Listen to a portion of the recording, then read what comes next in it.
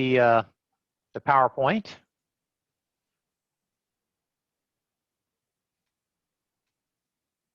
Okay, hopefully everyone can see that.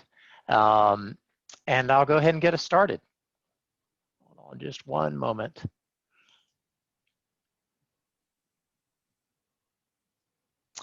Okay, so again, I'll make introductions. I'm Jason, Managing Principal at Cresa. I've been at the organization for 18 years, and I lead 2 of our national service lines, our hybrid workforce services and technology advisory services. I'm joined today by Mindy Saffer, Managing Principal from our Washington, D.C. office, who is our real estate strategy expert on the webinar. And Mindy has over 30 years of experience in the real estate industry and leads our association and nonprofit practice group nationally. Christy Minch also joins us. She is a managing principal, also from our DC office. And Christy's our workplace strategy and design expert today. Christy's worked in her field for 16 years and is one of our national leaders in workplace strategy. She brings a background in interior design and architecture to her practice. And finally, Paul Springer joins us today as our highly valued human resources and operations subject matter expert.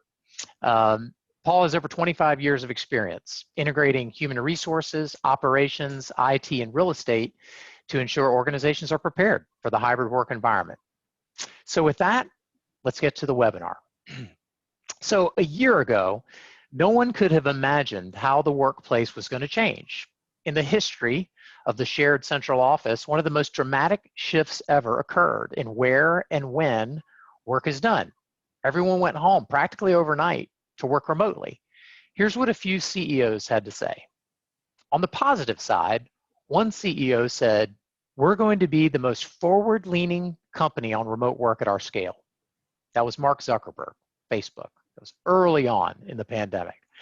Then another CEO said, much later, remote work will change how we manage our real estate. We will quickly move to a more open seating arrangement in which digital tools will help manage seating arrangements.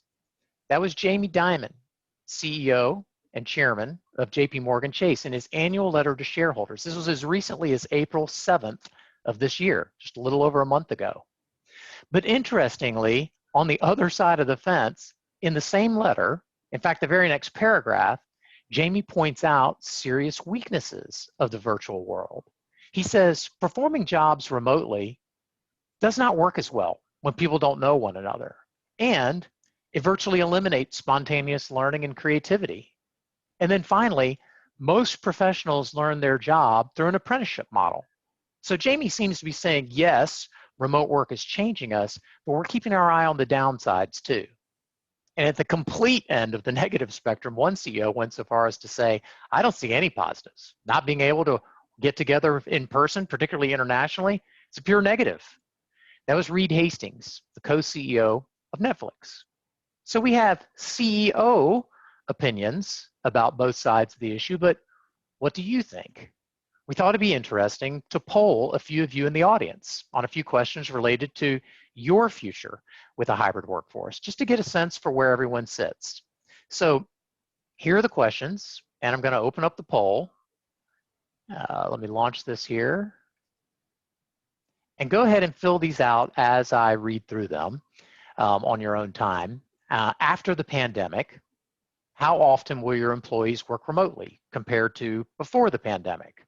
So this would be sort of like comparing 2019 with 2022, let's say. What will be the difference? And then after the pandemic, do you personally want to work remotely more often than you did before? Obviously, not more often than perhaps you are at this moment, where you're working quite a bit, but more often than before. And then finally, after the pandemic, do you feel that part-time work from home is going to be important to your organization to recruit and retain talent? So we'll give this just a couple of minutes here as people think about it and cast their votes, and then see where things stand.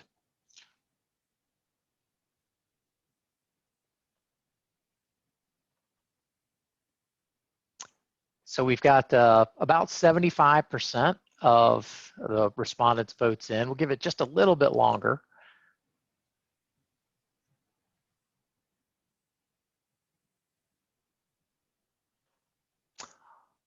Okay, so we've got a very high percentage of the votes that are in for each of these. I'll go ahead and end the polling and share this with you all.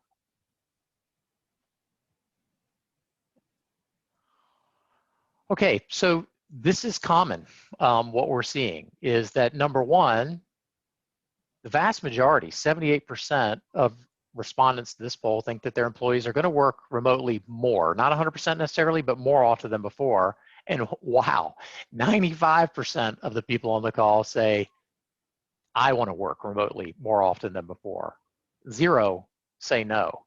So that's a very, very high percentage. And then, yes, this stands to reason that this is going to be important for recruiting and retaining talent, 92%, and only 8% is not sure. So pretty clear results. And let me move on to next slide, which is, well, this is what we're seeing in multiple polls and surveys that are conducted well into the pandemic. And there's a whole bunch of polls and surveys out there. But they show similar to here, actually even a little bit less, but similar to what we saw on the poll today, 50 to 80% of office-based knowledge workers, this is people who use a computer most of the day, do want the flexibility to work from home part-time, and it ranges anywhere from 50 to 80% depending on the poll you look at. Most of them are towards the higher end of that spectrum.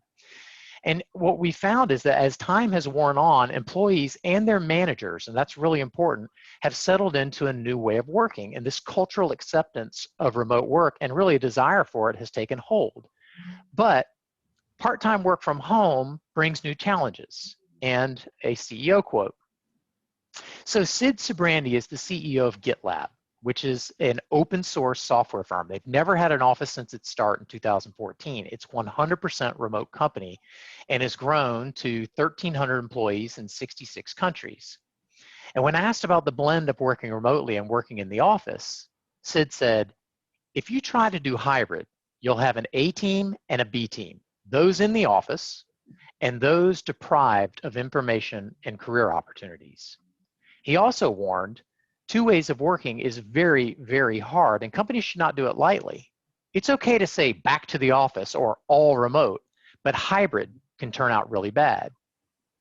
So I want to ponder just for a moment what Sid said about this seemingly binary choice between remote only or office only, because Sid suggests that hybrid can turn out really bad.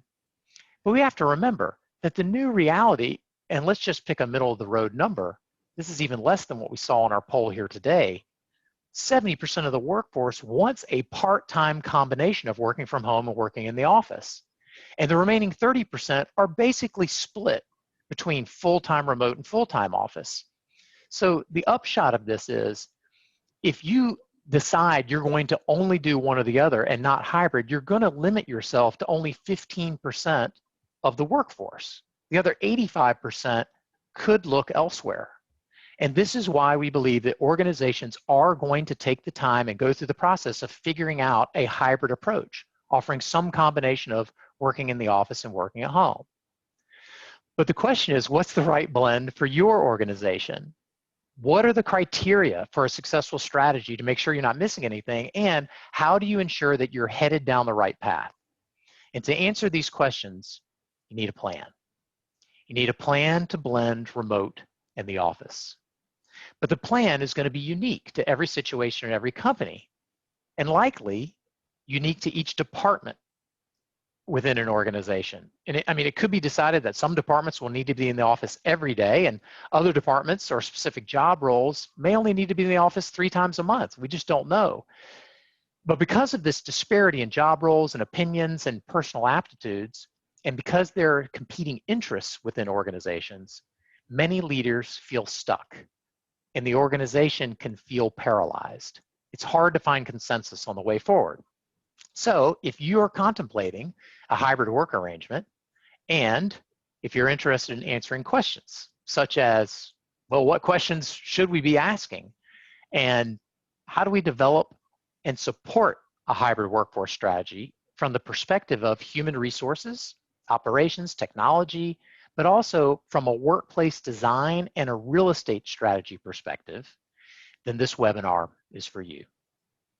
So today, as an agenda, We'll have a 45-minute presentation with some Q&A at the end. Please ask questions via the Q&A feature at the bottom of your screen and at any time throughout the presentation. Don't wait till the end when you have a question. Just go ahead and ask it, and even if it's just a point that you want to make when you see something interesting, we really appreciate it, and we'll get to them at the end of the webinar.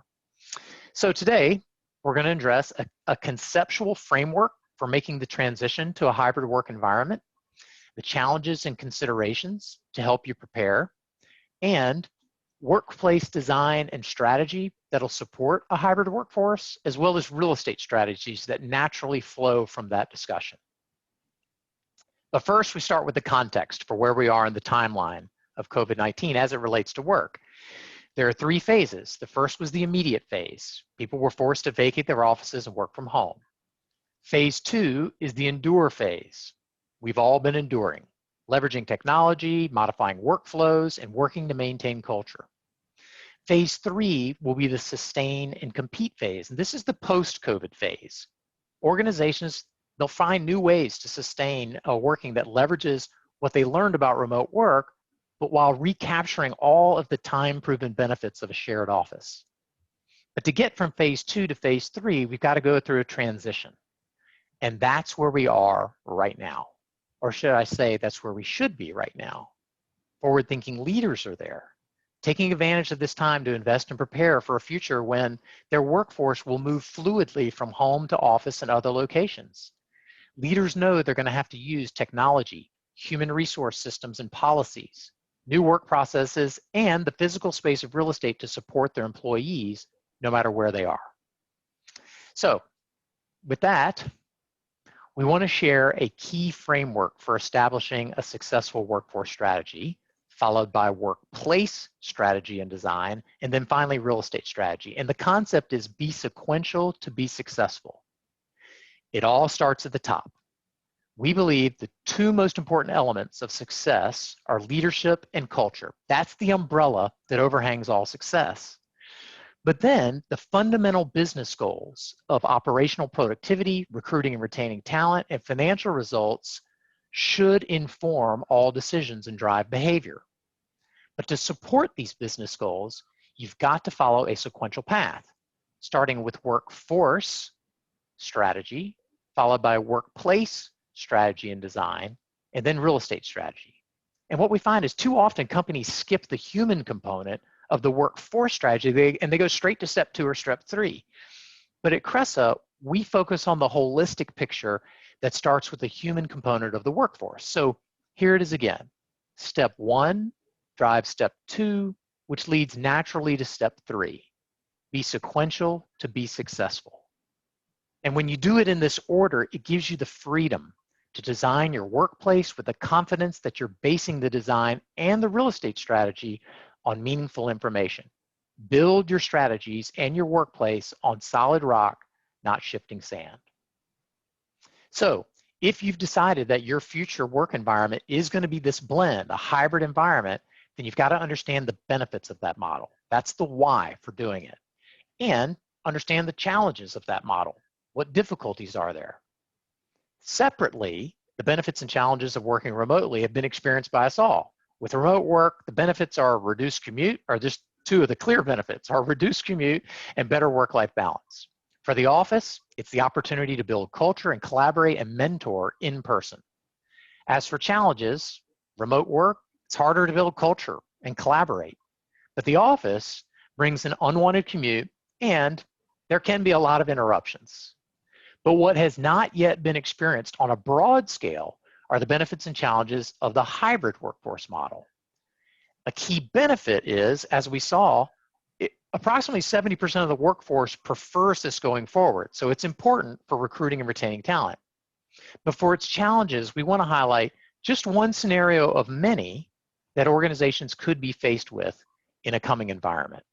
And that scenario regards how to accommodate multiple employee profiles. And by profiles, we mean how and when an employee chooses to work. For example, profile number 1 are employees who choose to work in the office 3 days a week and at home 2 days, or perhaps 2 days in the office and 3 days at home. Profile number 2, they're in the office 100% of the time, but perhaps on a Thursday, they say, you know what, I'm going to work from home that day, or a half day on Tuesday, and it changes week to week. And everyone in the office knows that remote work works. And so they say, no problem.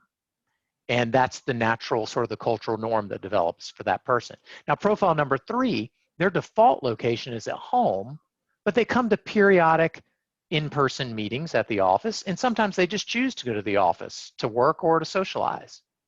Now, the challenge is, how do you accommodate all of these profiles? And this is a really key thing to understand the hybrid workforce strategy and how to accommodate it. From the perspective of human resource policy, measuring performance, ongoing training, establishing cultural norms, technology, cybersecurity, and developing a real estate strategy and space design, how do you tie all these things together to support your workforce no matter where they are? Should you even allow all of these profiles? And also, how far down the chain of command do you extend authority to make this decision? So with all of these challenges in mind, it's important to begin your process of preparing for a hybrid workforce by examining what we call the critical requirements necessary to make it successful. So this is one of the money slides in our presentation, and we believe this is a key differentiator for Cresa. We don't know of anyone else who starts the real estate strategy and workplace design process by starting upstream with the critical requirements of a workforce strategy. In this way, you don't commit to a design or a certain amount of footprint of space in a binding lease without having thought in advance what it is that you're basing that design on and those long-term commitments. So this is the checklist that every organization should work through. And the natural follow-up question is, of course, is there a process for evaluating all of these requirements and a roadmap to a successful plan? And the answer is yes. So we've developed our roadmap to methodically walk our clients through a process of evaluating these critical requirements, identifying gaps, and creating a plan for a successful strategy that leads to workplace design and real estate strategy. Anyone can follow this concept. It's just we've tied it together into a very specific methodical workshop. It begins with pre-discovery on the left. That's where you understand benefits and challenges and talk about all the critical requirements, and then moves to 3 phases of a workshop that's built on first, kicking off and forming the right team. And you want the team to be C-suite leaders. HR is a key component that we always advise our clients to include as part of this process, but you want key leaders from other departments. Establish goals and timelines, and then work through really the meat of the consulting or the engagement, which is the discovery process, which is surveys and interviews and evaluating these critical requirements. Then we go through analysis, and then ultimately deliver executive summary. And this is where the organization really comes together and builds consensus over what their plan is going to be going forward. And that's probably the main benefit of this type of work that, again, we recommend that anyone go through, even on their own. The 5th step is the blueprint, the implementation, which is a more robust plan and is a deeper dive into all the critical requirements.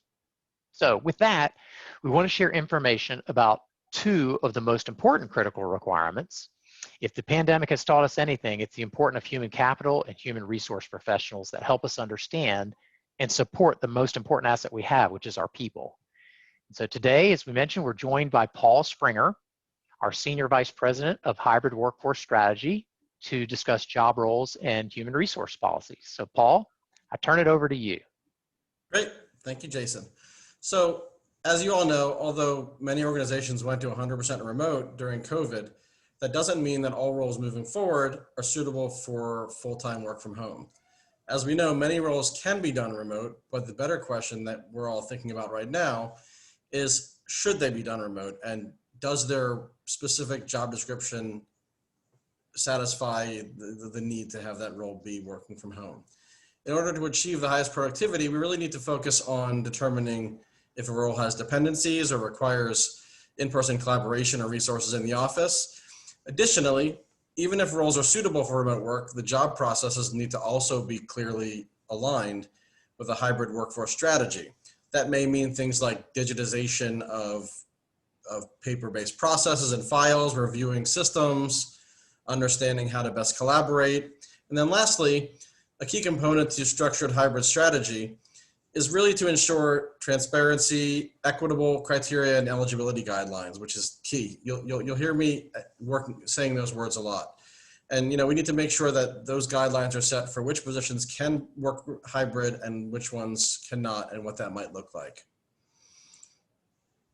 So as it relates to policies, clearly laid out policies are key to the success of a hybrid workforce strategy. You need to review these policies to ensure that they not only are equitable in their application, but don't serve as a bottleneck or cause an issue with implementing this hybrid or remote workforce strategy. An understanding of the obligations, roles, and responsibilities for both managers and employees is important to make sure everyone involved is on the same page. Both groups working together is essential for the success of a hybrid workforce strategy. Additionally, the link between overall roles and performance expectations is imperative. Employees need to understand the performance expectations, KPIs, and overall performance needs of their team for individuals and for what the team is doing overall. And the people managers need to ensure that they have the right training and feel comfortable leading in this new process in order to have the mindset to allow employees to work more effectively and most productive. So Jason, I turn it back over to you for another poll. Yep. So before we dig into workplace design and strategy, we thought it'd be interesting to conduct a poll on where everyone is in their planning. So let me launch the next poll. And as I read through, go ahead and answer as you wish. It'll take a little bit of time for you to read through, of course, also. But has your organization determined its future workforce strategy? And some have definitely, they're done, and all they need to do is implement it. But others, maybe they've started it, but or they've thought about it, but they haven't gotten through their official planning yet. Second would be, do you think your organization will reduce its office footprint post-COVID due to increasing use of remote work? And then third, which is going to tie into the next section of the webinar, which is, do you think your organization will change the design of its office space and due to working remotely more often, or partly due to working remotely more often? So we'll give this just a minute.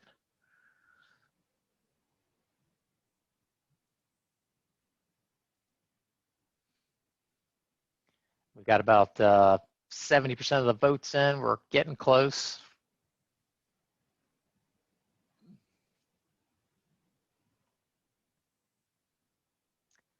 I want to give people time to think about it.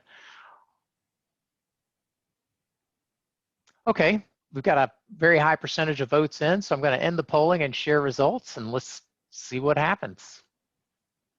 So for the first question, looks like it's pretty much split. I mean, there's not a clear winner here with, you know, I guess the majority technically has a plan. They just need to implement the plan now, but still a fair number that hasn't yet made any decisions but has started planning. Second, this is interesting, 58%, so pretty clear winners, thinks that they will reduce their office space footprint. And we're seeing this quite a bit, and we're actually helping a lot of our clients with that. And then third, will you change the design? Looks like about 45% say yes, 35% still unsure, which is actually a perfect segue into our next speaker who can maybe help you as you're thinking through that. So let me turn things over to Christy Minch. Thank you, Jason. So we're going to spend a little bit of time talking about how we parlay the workforce strategy and those decisions into a workplace strategy, because that is definitely, as Jason mentioned, a key component into developing what the workplace should look like in the future. So if we go to the next slide. So when we're thinking about creating the future state, we're really seeing this evolution of the office being a place to work to a place to meet. And the reason being, I think we've all sort of shattered the notion that productivity only happens at your desk. We've learned we can work from anywhere, really. We can work from our home, we can work from somewhere else on vacation. We can, you know, work from a conference room or a huddle room or something like that in an office space.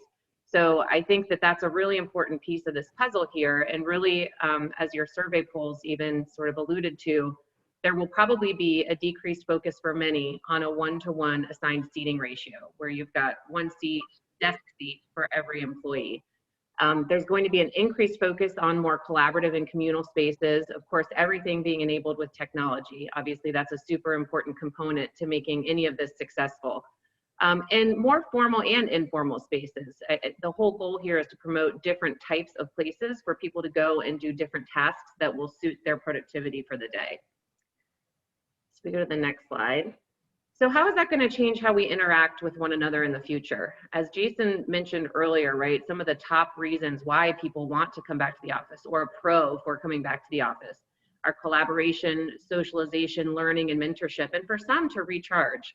And so I think that's going to be a really important piece if we start to ask the question of what purpose does the office serve, right? Why are we going back? We've been working from home for over a year. We know we can do it. We've largely been pretty darn productive. So, you know, why go back? And I think a lot of it is that people component. So what are some evolving drivers and trends now in the design of a new workspace? So this is really interesting. Some of these trends that you see on the screen right now, from openness and transparency to branding and culture to a little bit of variety and choice, technology enabled in the workplace, and a focus on health and wellness. These things have been happening. They've been on the scene for, you know, the last 5 to 10 years. They've been slowly, I think, kind of taking more of a center stage, if you will, but COVID has really sort of brought them into the forefront. And so if we go to the next slide here, we're going to talk a little bit just about how a post-pandemic distributed workforce or a hybrid workforce, as we start to see more and more of that, how some of these existing trends that we have been seeing are going to become much more relevant and probably more important again than having a number of dedicated individual desks. So we're going to talk about the increased focus on wellness and the user experience. That's an important piece. People need to feel safe to come back to the office. We're going to talk a little bit about circulation and space division and the importance of that. Increased options for flexibility in the office space, in addition to obviously your remote work policies, and then merging remote and in-office collaboration. So first, we want to touch on wellness and the user experience. So there's going to be a big focus, obviously, on mobility, on mindfulness, and on well-being. And, you know, people are scared. You know, we've been a lot of anxious times over the last year, and we know a lot more. And I'm sure that's still going to be ever changing, but we know a lot more that the virus and germs in general, right, generally spread through the air. And so there's been a large focus on indoor air quality and air filtration systems and bringing fresh air in. And I think that that's going to be important when you're looking from a real estate strategy, as well as what buildings are we using, how does our current space do in that regard, what types of things can we do to make it better. Introduction of biophilic design elements, that's a super fancy word for plants. Plants help indoor air quality. They also make people feel better. It's a general feeling of wellness when plants are around. Having outdoor spaces, whether in your building or a courtyard close by or something like that, will be important so employees can actually go outside and get 100% fresh air. And then de-densifying floor plans, which is a segue into our next slide. So circulation and space division. Now, I think that this is going to be important and part of our best practices moving forward for the foreseeable future. I think flexibility is key. And I think what we're trying to do here is essentially kind of promote some boundaries, right? And give people a little bit more elbow room. What we were seeing prior to the pandemic was a lot of people, you know, constantly shrinking, right, in workstation and office space sizes. And the workstation sizes were even getting below that sort of 6 foot by 6 foot metric. And some folks were even sort of in more of a benching scenario where people are, you know, sitting linear at a table. I think those days probably are gone for a little while at least, and that we're going to see a focus on that 6 foot by 6 foot metric. We've heard from several scientists and other people throughout this process that this is probably not the last pandemic we're going to see, unfortunately. So I think if we take some of the lessons learned over the past year and we apply it to our future workplace, we're going to be in a better position to not be in such a scramble, hopefully the next time something like this happens, or if we have to be nimble and flexible with any variations of this pandemic. So flexibility is key. Introducing sort of sub-architectural elements or something that's not quite built space, but that are flexible, that you can move around and create in different ways, I think will be important. Next slide. Increased options for flexibility. So this is hugely important, right? If we have a hybrid workforce and people are coming to the office for a specific reason, the office is now more of a resource. And we know that collaboration and socialization and learning and mentorship are three of the top reasons people are coming to the office. We are definitely going to see more of this activity-based workspace, which is a concept we've seen for years now, but take more of the center stage here. And you can see in the model in the middle, there's a number of different types of spaces that's important that we plan in the future workplace. Places to have heads down work, still important, right? People are coming in, we're still meeting virtually a lot. That gets distracting if you're doing it in an open office environment in front of everybody all the time. So having those places where people can go and take calls, take meetings, just have some heads down space to work as needed. But place where people can create and ideate is super important. The hospitality zones, so we can get together and we can socialize, I think also definitely need to be included in maybe more of a multi-purpose fashion. Traditional conference rooms, tech-enabled conference rooms, huddle spaces. It's going to be important to have variety and choice for employees to come back and again, have the option to do a task that is suiting why they're coming back to the office. And then merging remote and in-office collaboration. This is going to be extremely important, and especially in that slide that Jason had shared earlier, where we've got sort of this tug of war, right, between people who are remote and people who are in the office. I think pre-pandemic, there was definitely sort of that division and that distinction. Now we're all on a level playing field for the most part, right? We're mostly still all remote, although some people are trickling back into the office. So as more people start going back, how do we make sure we don't have that same tug of war? And I think technology is going to be one of the key components in that, in making sure that you know, we're still on a semi-level playing field in regards to where you're working and how inclusive it is. So how do we get there? We've got a process and a number of tools that we take our clients through, and it really starts with data gathering. So we start with some survey work. Oftentimes when we're collaborating with Jason and team, we kind of collaborate on the survey work piece from the workforce strategy and layer in some of the workplace pieces. But we have a number of different surveys depending on where you are in your process, right? So all of our clients are sort of in a different headspace. Some have made their plans, some haven't. So depending on where you are and or if you've already surveyed, we certainly don't want survey fatigue to enter in, but we need to sort of do that deep dive and gather the data. It's important that we develop project goals so that we really have something to compare the goals and the vision of the organization back to when we're developing these strategies. We can take you to look at site tours, in person or virtual, so you can start to see some of these new space concepts. In addition to benchmarking and space utilization. And then we do some focus group interviews. I think it's very important that we understand a day in the life of departments and teams. All of this data and this qualitative gathering kind of gets us into a scenario planning and a program. And this is understanding how your space has changed and what your space needs are in the future. So is it a reduction in footprint? What does that reduction look like? What types of spaces are included? Do you have the same amount of space, but we need to reconfigure to, again, kind of meet this new hybrid workforce demand. And then of course, presentations to leaderships and others just to walk through how the workforce and the workplace strategy align to meet your business goals. I think the next couple of slides are just examples of some of the survey work that we do. If we keep going through this, the project goal development, again, this is layering in some of that real estate strategy that Mindy is going to speak about next.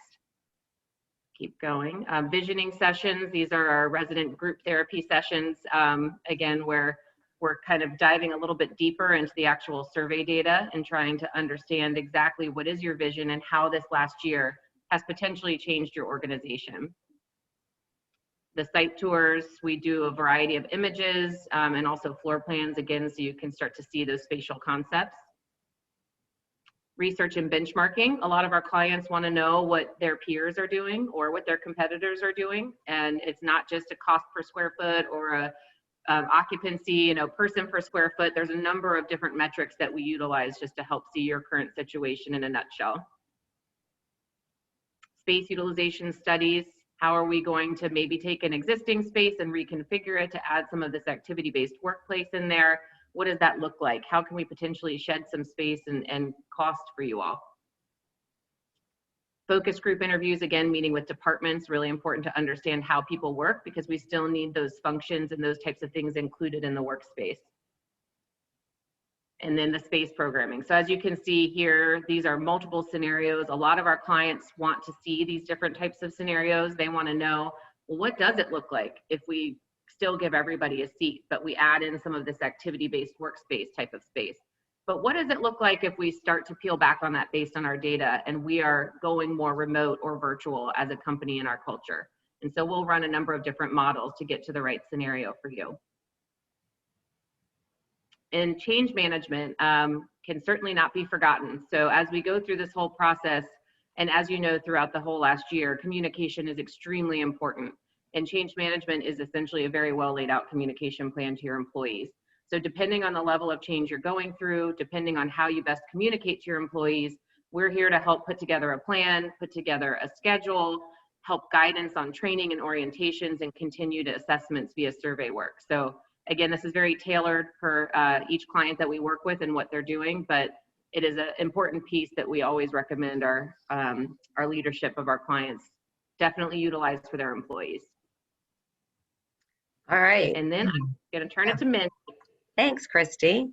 So after we've gotten all the information about your workforce strategy, your workplace strategy, now we have to look at your real estate strategy. And everyone on the call, if you have an office space, either you own a building or you lease from a third-party landlord. And that's what real estate strategy is addressing. It's either the lease or what are we going to do with our building now that we've come up with a new way of working. So when we're talking to our clients, if you go to the next slide, there's three real reasons why our clients are driven to really evaluate their real estate strategy. Either one, they want to reduce costs. And if they're in a leasing situation, they know that the building or the landlord has vulnerabilities, and we're going to be able to capitalize on that by reducing our costs. Another reason is because we've gone through this workplace strategy and we know we want to change it. And our current office space doesn't meet it. So we want to understand what are the options that we have in order to be able to create that space and possibly have the landlord pay for it or find a subtenant, whatever it is, but we want to offset costs. Or another reason why is just because we are in a really aggressive market all over the country. I'm in the Washington, D.C. market, so I can specifically speak to that. But we're in a situation right now that if you are in a lease, you have a lot of flexibility. Pre-COVID, people were really looking at the real estate strategy because the lease was going to be expiring in a year, 2 years. But we are in a position where we're able to actually evaluate real estate 5-6 years in advance, depending how large of an organization you are. So these are the three reasons why people are really drawn to evaluate. And if you go to the next slide, there are definitely ways of thinking about your real estate in the future. And Christy went through a lot of the workplace strategy, but really it's, are we going to go operate pre-pandemic? So if we're operating pre-pandemic and everyone had a seat prior to the pandemic, then we have enough seats. And so that's one strategy, that we're not going to really change our real estate. So if we do some type of real estate transaction, we're not going to be looking to reduce our footprint. So the positives is everyone knows how they operated pre. The negatives, harder to reduce costs. Option two, we're going to do that hybrid model where we're going to have people coming in. So we're going to offer workspace, but we're also going to have a lot of meeting spaces so people can collaborate. Again, the positive is that people really are familiar with that. There is some disruption, so that is a negative, but we have an opportunity to reduce costs. A third option is we're going to go 100% remote for our employees, but we're going to offer an office space for collaboration and meeting. Again, this is a little bit more disruptive because now there's no place for people to actually work, but they can meet and collaborate. The benefit, we're now reducing our costs even more. And then finally, we're going 100% remote. This is probably the most disruptive. It's going to create the most amount of change management. But positively speaking, you're no longer going to have that fixed real estate cost. It's a little bit more difficult when you own a building because you have to actually sell that asset. Depending on the market, that could be very easy or could be very difficult. But these are the 4 types of real estate decisions that your organization needs to make. If you go to the next slide. A good news piece is that there are really, 5 very good opportunities for different structures of your real estate. So pre-COVID, most companies did option 1, which is I'm going to lease space and I'm going to build it out. It's going to be a prime lease. I'm going right to the landlord and I'm going to have fresh built space customized to my organization. Lots of branding. It's going to be really nice. When people come in, they're going to have a sense of what the organization does. And that's the pros. The negatives, which have been a real negative since COVID, is that usually in order to get that paid for by the landlord, you do have to do a long-term commitment, which is 7 to 15 years. And right now, people are feeling a little bit more attracted to doing a shorter term commitment.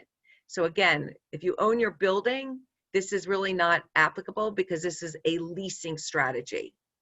There are things called spec suites and turnkeys. These are when landlords, they'll take your plans and they'll actually build it out with building standard materials. So the negative is you're not getting that custom built. You're not getting your branding, you're not getting all that. But the positive is that you could do a much shorter term. You could do anywhere, from 3 to 7 years. And that's really attractive these days. We are structuring a lot of turnkey build outs where landlords take control of the costs, or we're moving our clients into spec suites that have already been built out, nice new space, but we don't have to commit long term. Another thing that has happened, which has been very exciting, is that there's been a ton of sublease space put on the market. So let's say if you all have a long-term lease, but you need to shed some of that space to offset costs, or just because you don't have as many people coming into the office. There's been a lot of that space put onto the market.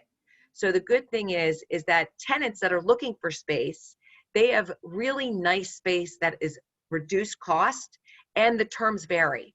So we might be able to find a 2-year, beautifully built out, fully furnished space. So we have a short-term commitment, we have highly discounted space and very high quality space in a really nice building in a great location. So subleasing pre-COVID wasn't as much of a strategy as it is now. Co-working spaces, I'm sure everyone's been reading about WeWorks and how they're actually tanking. But the reality of co-working space, it does solve for groups that really want either not personalized space, very short term, very flexible leases. And so even though right now co-working has really taken a hit and they're having an issue, we do believe that it's going to be available and will continue to be a strategy for our clients. And then finally, it's purchasing. So purchasing in a market that is a little bit down, you might get a great price. The advantages are that you stabilize your costs over a long period of time with purchasing. The negatives, it is a very long-term commitment. And so it really needs to be evaluated. But we feel really confident because our clients have, a lot more options now than they did pre-COVID. And if you are implementing a new workplace strategy, you don't have to just look at your lease term. You don't have to say, oh, well, we have a year and a half, so we could do something. Even if you have a long term on your lease, you do want to start thinking about your strategy and at least evaluate it. Go to the next page. So we're back to our summary for the webinar, and then we will have we'll have some time for Q&A. We've got a couple of questions that are coming in already, but just to wrap up, it's important to recognize that the period that we're in right now is really transition. Transition is key. And we've been enduring for quite some time now just over the horizon. I mean, announcements that we've all seen it on the news yesterday and last night, with the CDC talking about those who are vaccinated no longer need to wear a mask in most scenarios. There's some exceptions to that, buses, trains, airplanes, et cetera. But just over the horizon is unimpeded access to your shared office. And how you transition to that new hybrid work environment will determine how sustainable and really competitive your organization will be, especially from a recruiting and retention of talent. Second, be sequential to be successful. And you've heard it in the webinar today, how we worked from the workforce strategy to the workplace strategy to the real estate strategy. And we went in that order for a reason. It only makes sense to develop that workspace design and the real estate strategy after you've evaluated the human component of your workforce strategy and all of its critical requirements. So give yourself meaningful information to make your decision making and build your strategies on solid rock, not shifting sand. And finally, begin planning now. Take advantage of the time that you have to leverage what you've learned about remote working and combine it with all of the time-proven benefits of a shared office. People and workplaces and real estate take time, so give yourself the advantage of starting early. And that wraps it up for our webinar. We're going to open this up to a time for talking about just the questions that are coming in and that have come in. We do want to make sure you know that a recording of the webinar will be made available.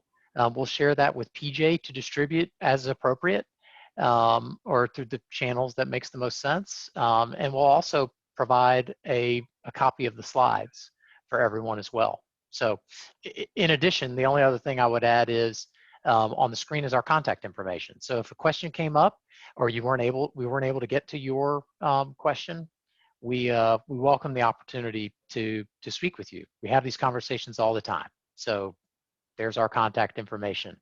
And I'm going to stop share so that we can see each other a little bit better and respond to any questions that you may have. And although I will say one question that we often get, and I'm going to address this to Paul, just to sort of kick things off, since he's our HR subject matter expert, is people who are working on a hybrid workforce strategy, both design and the workforce. A lot of times the employees tend to be laser focused on, well, what does it mean to them, which is understandable. But do you have any tips on how to turn that conversation to, well, what does this mean to your team as far as where people are going to be working and when they're working going forward? And what does it mean to the organization as a whole, not just them? How do you broaden their perspective a little bit wider? Sure. Thanks, Jason. So, in order to answer that question, you really need to look at this more holistically from a big picture perspective. Yes, you want to get the feedback from employees, and that's imperative. You want to understand the perspective of the employees of what's working well for them now, what works well for them in the future, but there's also other components that are involved. For example, the areas that I talked about in my piece earlier around roles and their specific roles and responsibilities as it aligns with the ability to work in a hybrid situation or not. In addition, you want to make sure that you get feedback from the leadership as well. Like I said, you want to make sure it's a holistic view where you're hearing from the employees, in addition to the leadership, and you're understanding how this strategy that you're going to implement aligns with the direction of the business overall, the mission and vision, and the culture of the business. So it's a holistic view of the business and alignment with the business overall and the perspective of the employees and looking at that in total. Got it. Okay, great. Well, thank you. And another question has come in. There's a few more starting to come in now. We're getting the wheels greased here. And this one's, I believe, for Paul, clearly. What are some of the specific human resource policies that you've had to adjust to a hybrid work environment? So the obvious one is, around the flexible workforce and kind of what the policy are aligned with this specific topic. However, there's a lot of other areas, as we all know, that are aligned with that. And that's, and from the critical requirements slide that Jason shared, there's a lot of information about that. But, there's areas like benefits, specifically well-being programs, potentially compensation, total rewards overall. Everything I'm talking about kind of falls within those categories. If people are working in different locations, there's different perspectives that need to be considered. There's compliance issues. There's potentially taxation issues that need to be worked through because someone is working long-term in Las Vegas rather than working in Virginia like they used to. So there's a lot of different operational components that you really need to consider. It's not just implementing the one policy. It's really how that touches all of those different operational components and really almost everything on that critical requirements slide that Jason shared. Right, and also, and Paul, we've had a lot of interesting conversations about stipend versus allowance, and do we pay for home internet? Do we pay for gas? If people are going to be forced to come back to the office, and remember, we had a conversation about California, for instance. It's different with different states as how those are treated. I don't know if you wanted to make any more comments on that. So, that kind of goes back to the taxation issue. So there's some way, in all those different areas that Jason mentioned, as many of you know, some of those things are taxable, some of those things are not. Some of those things are advantageous for the business, some are advantageous for the employees. So you really need to strike a balance on what works best for you. Some of those issues have been kind of waived right now during COVID, but moving forward, when you're looking at a long-term strategy, some of those things around payroll and how some of this is taxed and how it looks on the books from a business perspective on the back end really may help to make those decisions and impacts all of those policies as a result. Got it. Okay, so another question that's come in is, if we're going to do a hybrid model, which is new to our organization, how do we train managers the best way? Are there specific areas of training that we should focus on? And obviously, this is a good question for Paul. I've got a couple of thoughts as well, but go ahead. Sure. So I'm on the hot seat, it seems. Yeah. And which makes sense because this is such an important human resources topic, and I'm so happy to talk about it. But from a training perspective, the one thing that we're really focused on is how to manage a team that you can't see. Essentially, a lot of managers are comfortable or were comfortable pre-COVID with having a team that was kind of in an arm shot where they could get up, walk around, talk to them, collaborate in person. And now they may have a dispersed team, which is around the state, around the country, around the world, maybe. So the training that really is important is a really understanding a different type of management and leadership. So it's not as focused on the practical aspects as you thought before. Those are kind of table stakes, and a lot of managers know that. But it's really, how do you communicate? How do you focus on productivity? How do you focus on performance, KPIs? And really all of those components that really need to continue moving in the right way while you're not sitting right there with them, and make sure that there's constant communication so those employees know where they are, where they stand, and make sure that they're aligned with the mission and vision and don't feel kind of disenfranchised as someone who's not working right next to their manager. And really transparency and some of the other kind of keywords that I've mentioned in my presentation are key to make sure that things are applied consistently and equitably, and people feel like they're in constant communication. Yeah, and I would say one more thing I would add about training is, and just to put in a plug for technology, we talked a lot about people, and that is important, but there are a lot of technology tools that we use and we have available to us, and a lot of us, and myself is included in this, don't really know how to use the full suite of the technology that we have. And so ongoing training in some of the technology that you have, I think is also very important. One other question that we often ask, and I want to give Christy a chance to answer this as well, and certainly we can address it, which is, who is involved in the workshop that you do, the hybrid workforce workshop, but also in the workplace design planning and those workshops? What people are most important to include and bring into that process? Christy, I'll let you address that for your workplace design piece. Sure. So it depends on, again, I think the client, because some of our clients are very inclusive, right, of departments, of all employees, and they want to hear everybody. And others really kind of want to drive the decision from the leadership team down and have more strategic inclusion, right, of their employees. So I think first we need to understand that piece and how our clients communicate to their employees. But there's times along the way, right, where I think in the beginning it's super important to develop the overall vision of the organization at the leadership level, and then figure out how to strategically communicate that to employees, whether it's getting their input via surveys, and then having town halls where we're being transparent about the data that we received and how we're taking that data into consideration to develop our future policies. And then when we get into the actual design piece of things, developing committees is often very successful. So again, going from different departments, different team leads where you've got people of varying tenure, you've got people that are more junior, people that are more senior, that might be interested in the design, that might be interested in furniture or relocation committee or things like that. So again, depending on the level in which the leadership team wants involvement, we help create committees and do town hall presentations and things like that throughout the process. Yeah, and for the workforce planning, I addressed this partly during the webinar, but it's important to have the leaders of the different departments because everyone has their own interests and the different work styles and job roles inside of those departments. I think HR is obviously a critical one, and I think information technology is a critical one, and Chrissy's got to drop off. But then just the leaders of those different departments. So, and we've got time for, well, we don't really have time for one last question, but one thing that I'll say is to address, do you have recommendations for helping executives think more specifically about what they're looking for in a hybrid space? This is a really good point this person makes. Everyone keeps saying, we want a flexible office, but they're not being specific about what does that mean specifically.